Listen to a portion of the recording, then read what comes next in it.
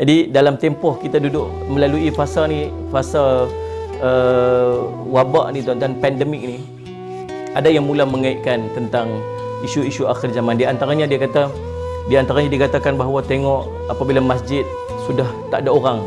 Kemudian Allahumma salli ala sayyidina Muhammad, diceritakan juga tengok Masjidil Haram pun dah tak boleh nak masuk. Tuan-tuan, sampai ada mengaitkan apa? Oh, tak ada haji, dah tak ada haji tahun ni, inilah tanda besar kiamat, inilah tanda yang akan berlakunya kiamat sebagainya. Tuan-tuan, subhanallah, kalau kita cek balik, Allahumma salli ala sayyidina Muhammad, kalau kita cek balik, kita tengok sejarah Masjidil Haram, hakikatnya tuan-tuan, dah 40 kali dah Masjid Haram tu ditutup. Bermula daripada tahun 865 sehingga tahun 1987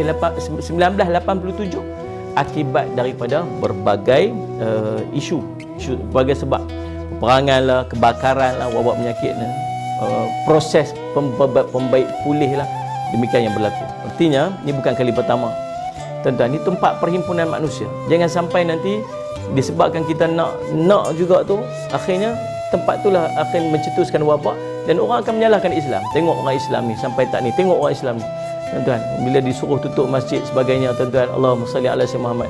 Kisah-kisah penutupan masjid boleh dibaca dalam kitab-kitab.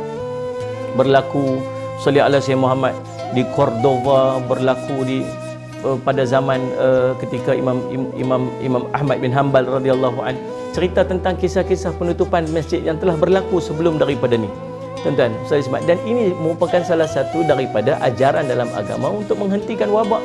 Nabi SAW menyebutkan tentang kalau ada wabak, jangan masuk orang dalam tu, jangan keluar salli ala sayyidina Muhammad. Orang yang sakit jangan pergi kepada orang yang sihat sebagainya. Ada benda-benda yang berlaku yang dia panggil ajaran baginda Nabi SAW yang perlu kita ikut. Maka kita ikut saja, dan dia mudah-mudahan dia akan menjadi contoh yang terbaik kepada orang-orang yang belum Islam. Tengok macam mana orang Islam menguruskan apabila berlakunya satu-satu wabak. Nah, sejarah pernah mencatatkan satu wabak taun yang berlaku di Tanah Suci pada tahun 1814 yang mengorbankan tuan-tuan 8,000 jemaah haji. Inna lillahi wa inna ilaihi raji'un. Begitu juga pada tahun 1831, 3/4 daripada jemaah haji pada tahun berkenaan terkorban disebabkan wabak yang dipercayai datang daripada negara India pada kisah tersebut. Jadi subhanallah sallallahu alaihi wasallam, jadi benda tu pernah berlaku dah dulu. Nah, tahun 1814, tahun 1831 tuan-tuan, padahal waktu tu jumlah jemaah belum sampai lagi macam mana jemaah sekarang ni tuan-tuan. Kalau 4 juta, kalau dulu tuan-tuan mungkin 1 juta, kalau dulu mungkin 800,000. Tahun 1814 ni tuan-tuan mungkin berapa puluh ribu saja yang pergi haji. Itu pun tuan-tuan 8,000 jemaah haji kena. Maka daripada benda yang pernah berlaku ni, depa buat apa? Depa buat precaution. Ni jumlah yang nak main ni lagi besar. Maka subhanallah salli ala sayyidina Muhammad, depa ambil keputusan untuk berlebih berhati-hati salli ala sayyidina Muhammad. Nah, kesannya mereka mengambil satu keputusan besar untuk menutup Masjidil Haram daripada kehadiran jemaah haji untuk melaksanakan ibadah berkenaan pada 1850, 1865, 1883 apabila berlakunya wabak penyakit.